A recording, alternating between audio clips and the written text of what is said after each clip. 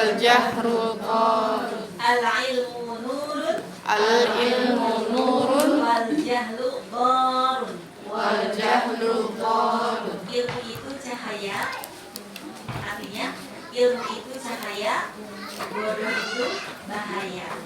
Ya, al-ilmu nurun wal jahlu qarun. Ilmu itu cahaya, sedangkan bodoh itu bahaya. Mudah-mudahan ilmu yang kita pelajari ini menjadi cahaya, sebagaimana yang pada malam hari ini adanya lampu ya di tengah malam menjadi cahaya di tengah kegelapan. Baik ibu-ibu, dilanjut ya pelajaran berikutnya. Bulan lalu kita membahas apa ibu? Jenis-jenis air. Air sebagai salah satu alat untuk bersuci ya. Alat bersuci atau alat sarana ya. Sarana untuk bersuci berarti satu itu pembahasannya ya. Sarana untuk bersuci itu ada berapa bu? Ada 3. Yang pertama adalah air yang sudah kita bahas. Yang kedua debu atau tanah ya. Dan yang ketiga adalah benda padat. Sudah semua dibahas belum bu? Belum, baru air saja ya. Ya, baik kita bahas poin yang nomor 2. Sarana yang berikutnya yang bisa kita gunakan untuk bersuci adalah debu, ya, debu atau tanah.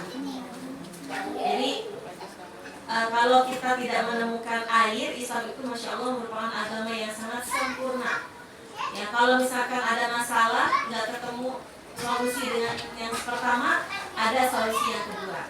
Solusi kedua nggak ada solusi yang ketiga. Kita dalam keadaan tidak suci, harus bersuci mau sholat, nggak ada air, bukan berarti di sini kita tidak suci. Ada sarana yang lain itu berupa debu atau tanah. Apa dalilnya? Dalilnya terdapat di dalam Quran surat An-Nisa ayat 43. Surat keempat ayat 43. Allah Subhanahu wa taala berfirman di surat An-Nisa ayat 43 yang bunyinya A'udzu billahi minasyaitonir rajim. Ikutin ya ibu, saya membaca, ibu melafazkan.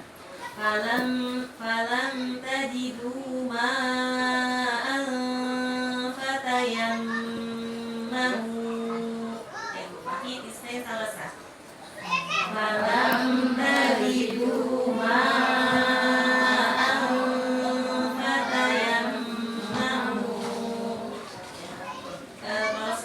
diucapkan dulu nanti ya. Oh ya, buka Qurannya kalau gitu. Buka dulu Quran surat An-Nisa ayat 43. An-Nisa itu surat keempat.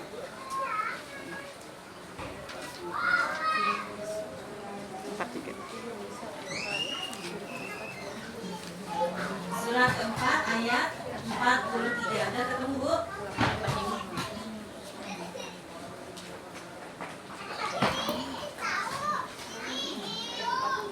Ya, 43. Sudah? Yuk. Kita baca bareng-bareng. A'udzu billahi minasyaitonir rajim. Kalau di tengah ayat cukup ta'awud aja ya. Falam tajidu ma'an fatayammamu. Maaf. Ya. Yang tengahnya. Oh, bukan langsung diambil tengah-tengahnya aja yang berkaitan langsung dengan tayamumnya. Ya ada bu? Diambil tengah-tengahnya. Falam tajidu ma'an fatayammamu. Ya ini bu. Falam tajidu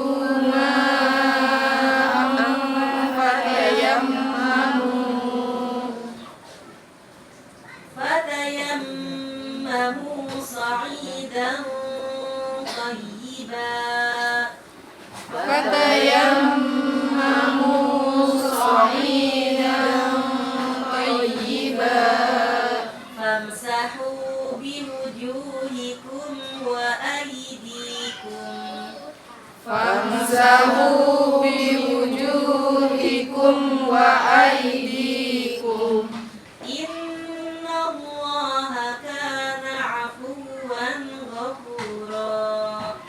Inna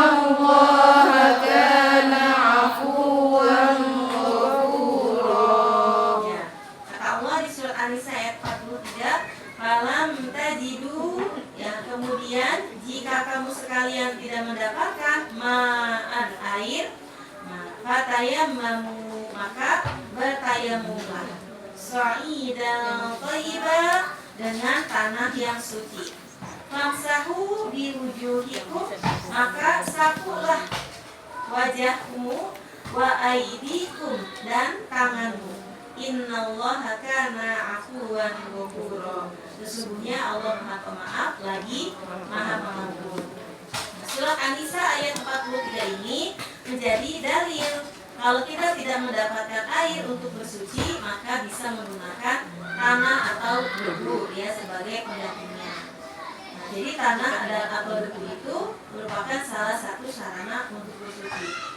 Terkait dengan tanah atau debu bisa dijadikan sebagai sarana untuk bersuci pun dijelaskan dalam hadis riwayat Ahmad ya. Rasulullah Shallallahu Alaihi Wasallam bersabda, "Ju'ilat lil arda masjidan wa tahuran." Ju'ilat lil arda ju'ilat liyal ardu masjidan wa tahuran.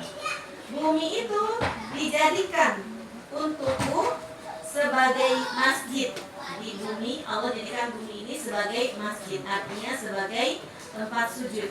Wa tahuran, dan sebagai tempat bersuci bagimu. Ya. Jadi tanah itu menjadi sarana bersuci dan boleh menggunakan tanah atau debu sebagai alat bersuci karena dalilnya kuat. Satu di dalam Quran, yang kedua dalam hadis. Ya. Kemudian diperkuat lagi juga di dalam hadis riwayat Tirmizi tentang kebolehan menggunakan tanah atau debu sebagai alat untuk bersuci. Saya bacakan kembali hadisnya. Inna sa'ida thayyiba. Sesungguhnya tanah yang baik itu adalah tahurul muslimin, yang bisa digunakan sebagai sarana untuk bersuci. Wa illam yajidil ma'a, apabila tidak mendapatkan air, asra sinina, ya, apabila tidak mendapatkan air selama asra sinina, selama 10 tahun, fa idza wajadal ma'a, dan apabila dia mendapatkan air kemudian setelah 10 tahun itu falyamassuhu basyaratahu, maka hendaklah dia menyentuhkannya ke kulit, ya. Jadi dalam hadis riwayat Tirmidzi disampaikan sesungguhnya tanah yang baik adalah yang bisa dijadikan sebagai sarana untuk bersuci. Nah, seorang muslim, ya, kata Nabi, kendati pun dia tidak mendapatkan air selama 10 tahun, misalkan terjadi musim kemarau ya, sampai 10 tahun tidak mendapatkan air, itu boleh nggak? Selama 10 tahun itu seseorang terus-menerus bertayamum misalkan, ya. Maka kata Nabi, jika dia mendapatkan air, hendaknya dia menyentuhkannya ke kulitnya. Artinya boleh, walaupun sama tadi kemaraunya terjadi panjang selama 10 tahun, tapi rasanya tidak mungkin ya. Andai kata ini gitu ya, andai kata.